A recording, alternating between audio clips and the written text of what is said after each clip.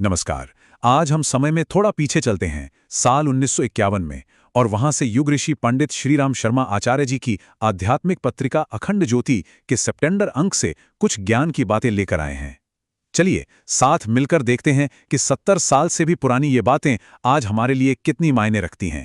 तो हमारे आज के इस सफर में हम क्या-क्या देखने वाले हैं?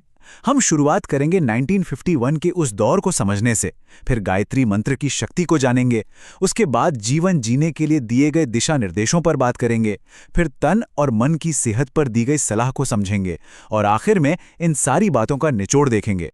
सबसे पहले जरा उस समय के बारे में सोचिए। भारत को आज़ाद हुए बस कुछ ही साल हुए थे, एक नया देश बन रहा था। ऐसे माहौल में अखंड ज्योति यानी कि कभी न बुझने वाली लौ लोगों को एक आध्यात्मिक रास्ता दिखा रही थी। इसका मकसद था एक ऐसा समाज बनाना जो नेक हो और जिसके जीवन का कोई उद्देश्य हो। इस पत्रिका के दिल में, मतलब जो इसका केंद्रीय विषय है, वो है गायत्री मंत्र का गहरा आध्यात्मिक महत्व। चलिए देखते हैं कि इस शक्ति के बारे में क्या बताया गया है। देखिए, लेख में गायत्री मंत्र को सिर्फ एक पूजा पाठ या जाप नहीं बताया गया है। इसे एक वैज्ञानिक और आध्यात्मिक जरिया माना गया है, जिससे चेतना को ऊंचे स्तर पर ले जाया जा सकता है और मन को पूरी तरह से शुद्ध किया जा सकता है। और दिलचस्प बात यह है कि पत्रिका इस बात पे बहुत जोर देती है कि ये मंत्र आपको सिर्फ आध्यात्मिक शांति ही नहीं, बल्कि दुनिया में सफलता भी दिला सकता है। मतलब ये एक संतुलित जीवन का आधार बन सकता है। ये तस्वीर भी इसी विचार को कितनी खूबसूरती से दिखाती है ना, कि अगर इस मंत्र पर लगातार ध्यान और प्रार्थना की जाए तो किसी भी इंसान के विचार और काम दोनों ही शुद्ध हो सकते हैं, और इसका नतीजा होता है एक स्वस्थ और गुणी जीवन। प्रार्थना के अलावा भी ये पत्रिका हमें जिंदगी की मुश्किलों से निपटने और अपने असली मकसद को ढूंढने का एक साफ साफ रास्ता दिखाती है।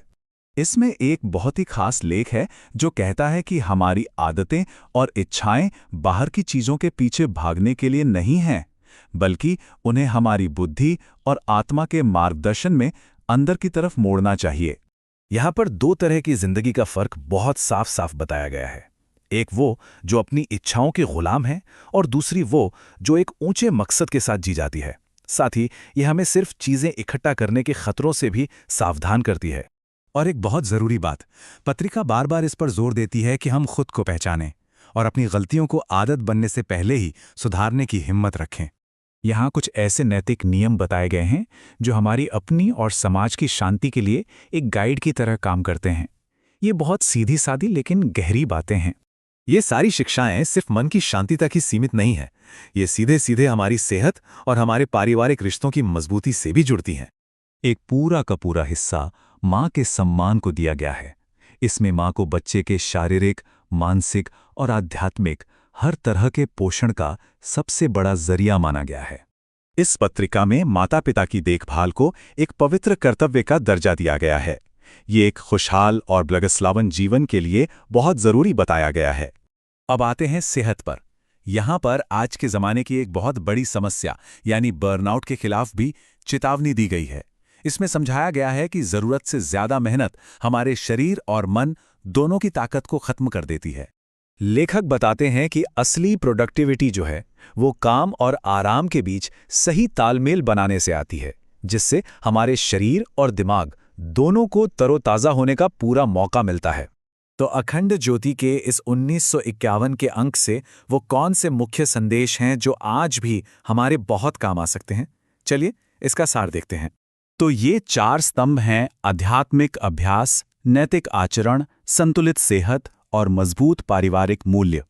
पत्रिका के हिसाब से यही एक संपूर्ण और सार्थक जीवन जीने का रास्ता है। अखंड ज्योति का ये कालातीत ज्ञान हमें एक आखिरी सवाल पर सोचने के लिए छोड़ जाता है। हमारी इस तेज रफ्तार आधुनिक दुनिया में हम अपने अंदर की शांति और संतुलन के इन सिद्धांतों को आखिर कैसे अपना सकते हैं?